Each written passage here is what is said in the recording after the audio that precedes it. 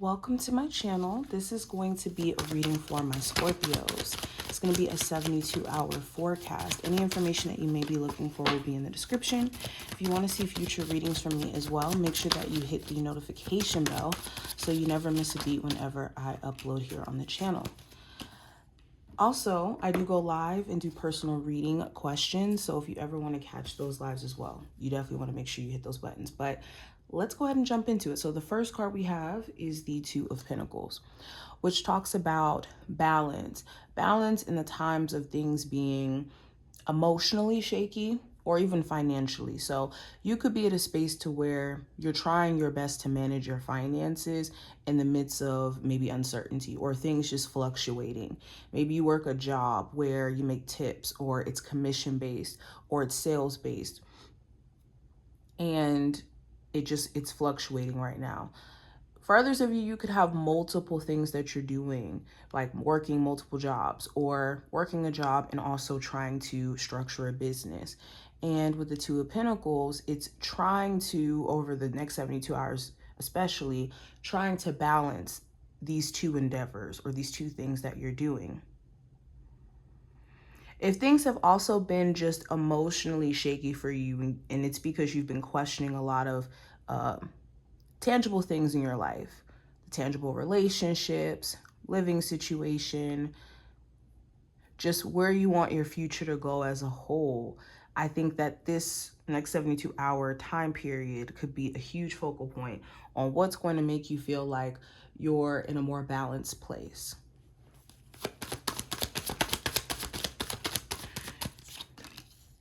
If you're also dealing with someone, possibly an Aries, Taurus, doesn't have to be those zodiac signs, but you're dealing with a love interest where the connection just feels shaky. At times, it feels like you guys are on the up. Other times, it feels like you guys are on a down, and you could be trying to manage to fit this relationship in your life in the midst of responsibilities, in the midst of, going through your own things. This next 72-hour period, there could be some important conversation you have with your person, your love interest here, in terms of like what you guys are going to do.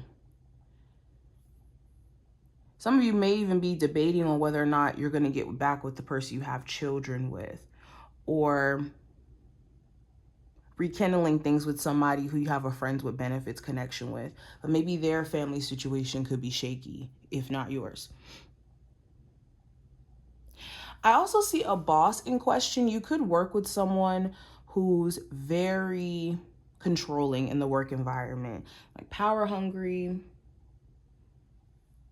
always wanting to have a say, micromanaging all the time. This could make you question if you want to still work there. There could be a friendship that you start to question, or friendships, like a friend group that you may be around. If not a friendship, specifically a friend group where maybe you go out and hang out with like these couple of friends and you guys have been cool for some time, but now your values or what you find important may just be different. And you're starting to question like, okay, should I still hang out with this friend group, even though I don't really want to participate in the same stuff, or I don't feel supported?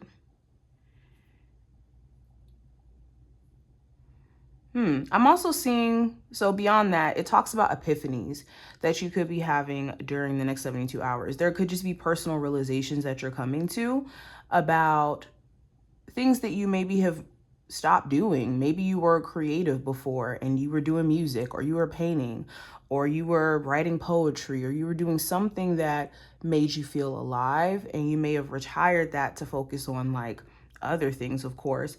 But you could be realizing like, oh, wait, I need to get back into what I enjoy. And this is outside of creative endeavors too. You could be having an epiphany that you really need to get back to self. Get back to focusing on what's important for you to thrive. Scorpios, what's going on with them for the next 72 hours? We have the Page of Pentacles, the Eight of Swords, and also the Ace of Swords. Yeah, it keeps talking about a potential opportunity to make more money. or you have a financial opportunity that you haven't really had a chance to nurture like that, like a business idea that if you really did take the time out to nurture it, you have the potential of really manifesting something new and a new stream of income. I'm seeing this even beyond money. Like there's a friendship that if you nurture it, it could become a really, really strong bond. You could have somebody around you as well who's really trying to show you a level of support, but you may not be able to see it. Maybe showing you a level of love, but you may be in a frustrated state that you may not be able to see it. If you are just in a state of overthinking, I think clarity comes to you more so to the tail end of this time period, but it's important that you don't get swooped up in the self-imposed mental prison. What are the messages for my Scorpios they need to hear? These are going to be the last two cards for you guys. Okay, so first card we have in the flow. Everything is smooth sailing. So when we're in alignment with how things are flowing and we're not resistant, we're not in this energy of like not wanting to accept our reality or accept our situation, we find that whatever challenges that we've been having, a lot of them start to dissipate because a lot of the issues we have when it comes to things changing and us needing to adapt to life itself is us not wanting to be in the flow of these changes. Maybe we feel like we're not ready to, leave certain things behind or to step into the next chapter when we are constantly in this state.